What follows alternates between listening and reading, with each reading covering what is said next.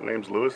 We're a sales associate here at Gander Mountain, and I've been here about 9 months, and it's a great company to work for. We're going to just describe how to put a gun lock on a pistol and a rifle here. It's pretty simple. Comes with a key and lock, and just separate the two halves. First off, make sure the gun is empty and unloaded. Put one end of the trigger lock through the trigger guard. Make sure the flat ends match up. Just squeeze them together. You can feel them click. And it's good and secure. Yeah, see how good a friend the laser sights, please. Prevents anybody from getting into the trigger. And of course, just take them out.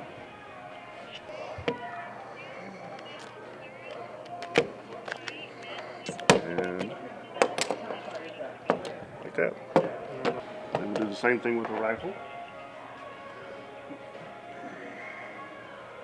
Take the rifle, make sure it's empty. Key lock. Place it over in the trigger guard. Squeeze them together again.